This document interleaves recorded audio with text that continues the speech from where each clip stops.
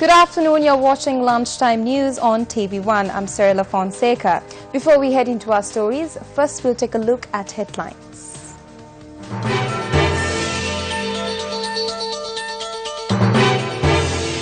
Gazette containing the list of local government members released.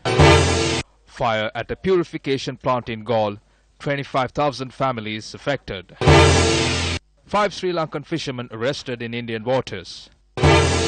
North Korea's foreign minister in Sweden for a surprise visit.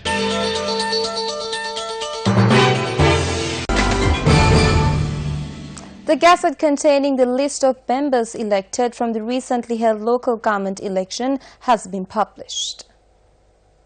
Head Department of the Government Printers Ganga Kalpani Liyanage said a members list for the local government authorities covering 11 districts have already been published. Member list for the rest of the local government bodies will be published today upon confirming the accuracy of information through the district elections chiefs.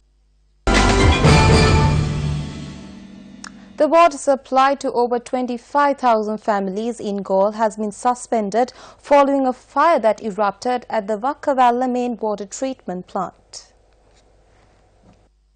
General Manager of the National Water Supply and Drainage Board, Deepthi Sumanasekara, said the fire had erupted last night at the main circuit of the plant. A number of state and private sector institutes, including the Karapitiya Teaching Hospital and Mahamodara General Hospital, have been affected as a result of the water cut. Galle Divisional Engineer M.K. Lesthi said steps have been taken to provide water to the Karapitiya Hospital through another plant, while the water is being provided through bowsers to the Mahamodara General Hospital. The Government Information Department notes that 4 ministries will be involved in the payment of compensation towards damages caused during the recent unrest in Kandy. The department notes that the Ministry of Buddha Sasana, Ministry of Post and Muslim Religious Affairs, Ministry of Rehabilitation and Resettlement and the Ministry of Disaster Management will be involved in the payment of compensation.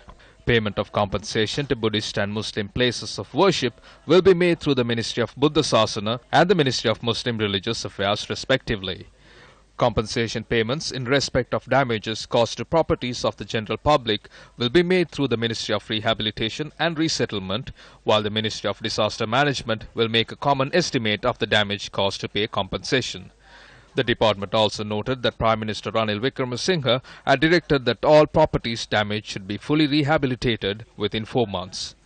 Earlier, under the instructions of President Maithripala Sirisena, the Sri Lanka Army and Armed Forces began reconstruction work in the affected areas.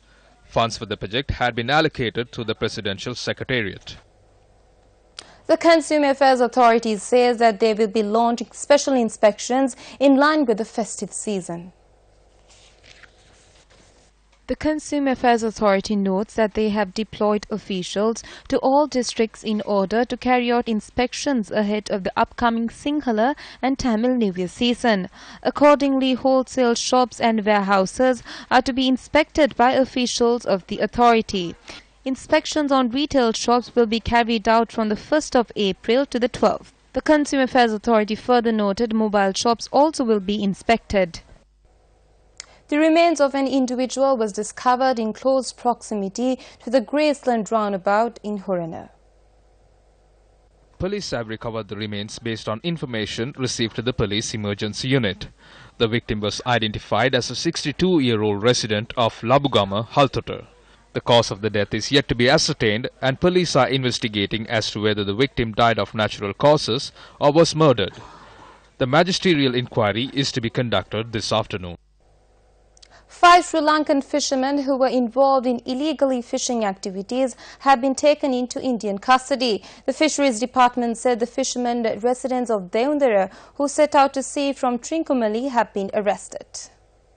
The Fisheries Department notes that measures are being taken to bring the arrested fishermen back to Sri Lanka. A spokesperson from the department further noted that 4 Sri Lankans in connection with drug smuggling has also been arrested by Indian authorities.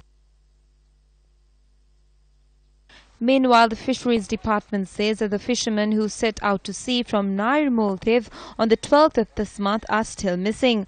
The department emphasized that Sri Lankan Navy is carrying out operations in search of the 3 fishermen who are residents of Chilau. 2 children drowned in an agrarian well in Irikukulam area in Madhu.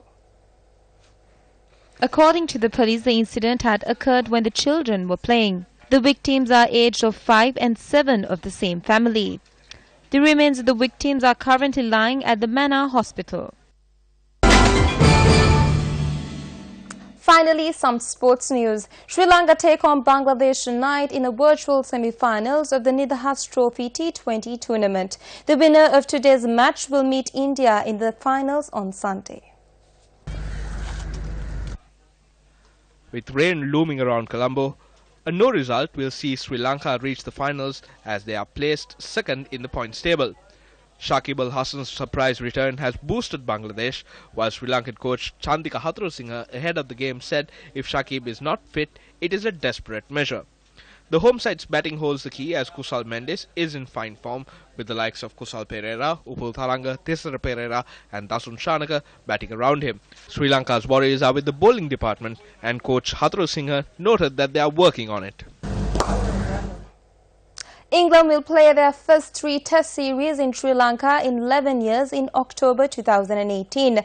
The tour, which also features 5 ODIs and T20s, may also clash with the island's northeast monsoon.